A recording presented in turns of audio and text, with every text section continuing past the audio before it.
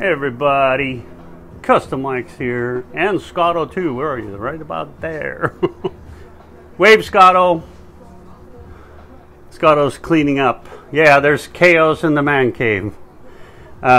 We've had a couple of weeks of running thousands of miles all over California. We've been working on the Mini Merc diligently, and many other things, but I just figured I'd give you, a lot of people have asked, what are you doing here and what are you doing there and all that kind of happy stuff, and I figured we'd give you a walkthrough of some of the things we do in here in the man cave. But today, mainly it's about cleanup. Clean up your damn mess and trying to put my other stuff together and what happens in real life on a lot of these projects. Yeah, I know, I've been working on this Volvo for most of my life, it feels like. Hello Norm, hello Brazil. Everybody is coming on board. But yeah, I just want to show you a little bit of the things that we're doing today. And yes, mainly it's cleanup and follow up and dealing with problems, etc. And so let me switch aside here if you'll let me do it. There we go. So yes, John, well, first, this thing did diligently, and now she's sitting. I haven't done anything with her. Just trying to catch up. Yeah, Scotto's here too, Jeff. Hey, Jeff. Hey, everybody. Hey, so she's driving in and out of the way for right now. So Scott's actually went and picked up the back seat and a bunch of other stuff for this one, and he might actually be welding today in the back. And once we get a little bit further away, we might show you what we're doing there. And the parts table, we've been working on the 40 Pontiac. Actually, John has, the owner, and he's diligently been putting together the 1936 six-cylinder. You know, it's been interesting. So here, let me give you the ins and outs on this one. So we have a 1940 Pontiac that's sitting back there.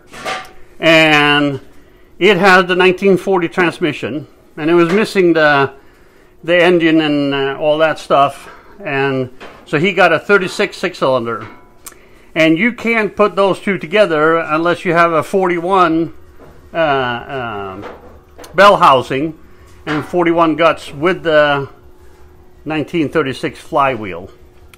And so if somebody's doing that combo, you can't do it the other way. So anyway, so that's some of the things we've been monkeying around with on this particular one with John, and I'm really proud of him. He's come a long way on this thing, and a lot of tinkering, and it should be a fun one. And we've been playing with all the little parts and deciding which one we're going to put in. And for those who didn't know it, we attempted to put this in. Yeah. But we ran into a... Yeah, there was some research made that suggested that Model 26, which has the straight 8 frame, was the right size to have a 8-cylinder in it. But unfortunately, there's modifications to those that allow this 8-cylinder, not enough space to go in, unless you cut it open. And we don't want to cut it open, or John doesn't want to cut it open. So they'll be saved for another project. So... And it's good. I know a lot of you people have coffee cans full of bolts and stuff from the projects that you had. And God knows it's been a godsend here. These are the parts of John's 41. And we've been using probably half that can of extra bolts, so to say, to save us that are original style bolts for the look. And brackets and doodads and all that. Also, when you do a 1940 tranny in a 36 Pontiac, you need to change the timing because the holes are different, so we moved them from here to there. And I just put these yellow arrows in so that when you turn the motor, you know what direction to go and which way it's closest. So anyway, and then let's see, what else have we been doing? Excuse me. Oh, John has been working. He actually got the we weren't going to take the cover off on the inside of this thing because the bolts were so bad. It has a really nice big inspection cover there, and we were working around it, but John saved all of them except one bolt that broke, which was fantastic. And again, I'm completely wonders.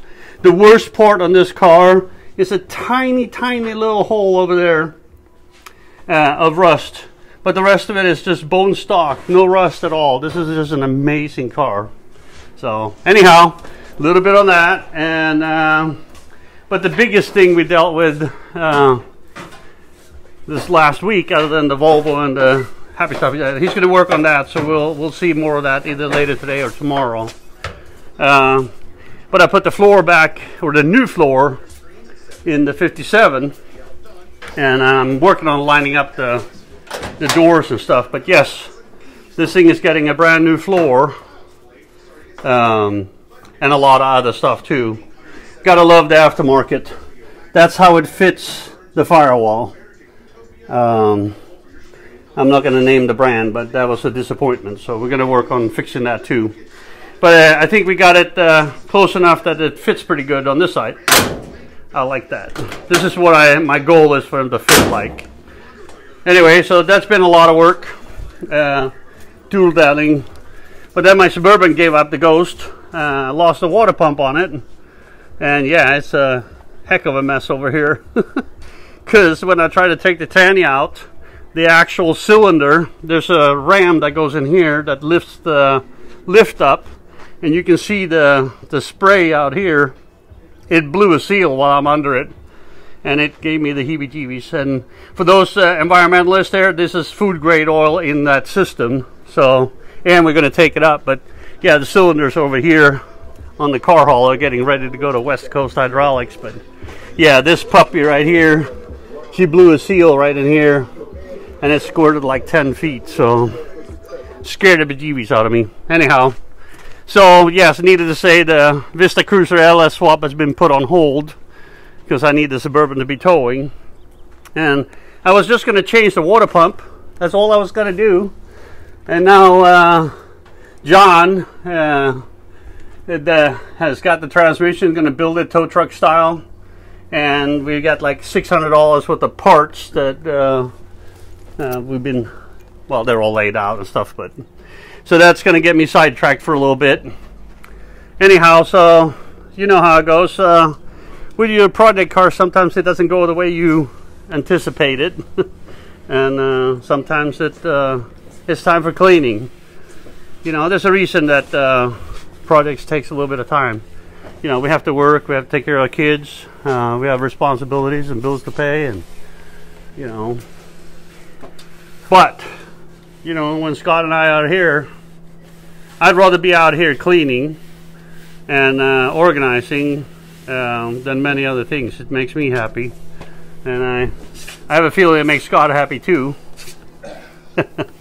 Yep. But you know, and then just being creative and having an outlet and sitting around the stuff that you like. And I mean, that's part of the reason the shop looks the way it does. When we moved here, I realized that the guy that I bought it from had stuff like, well, you can't really see it now, but there's like an advertising clock behind there. I should make that one more visible. But that had been in the box for probably 30 years. And there's cool stuff that is here that I've had in a box for 10, 20, 30 years that I said, you know what, I don't even care if the box is worth 50 bucks. I want to hang it up so that when I come out here and see it, it makes my day. It makes me happy. Memories from like when I was a firefighter at Westside Fire Department, you know, and things that people have been giving me and places I've been, and you know, and I was showing this to the transmission John yesterday. You know, this right here is destined for the Mini Merc. This is going to be the shifter head, and I actually eventually going to light it up from the inside, you know, get an LED in there, and you will see it. You can actually see the top of the temporary shifter right there, and it will sit right here and shine out the window. But this one was made by Mercury Charlie's wife. God knows, 2010, I think. They were experimenting with that, and so I got it from them, and I've had that for a while. Got a little Mercury emblem from a 56, I think, that I'm going to try to incorporate. And this thing right here is actually off the trunk of the original Mini Merc. And I even had sunglasses put on it. And so are these emblems, classic custom, where emblems are on the trunk of that car too. So, but in here is a lot of memories. And this is my West Coast Custom member 380. Yeah, 380 I think it is. So, but all these things that are in here, when I come in here and I look, it makes me happy. You know, my friends' logos, you know, things that we've seen from all over the world, experienced, the friends and gifts, and just stuff we find, and stuff that, you know, not necessarily worth anything, but it's just cool. Plates of cars that I've had or that people have brought to me. I think there's a custom Ike plate right there, and I have the Mini Merc plate somewhere. Yeah, there they are. That's the original Mini Merc plate. So, you know, got some Lincoln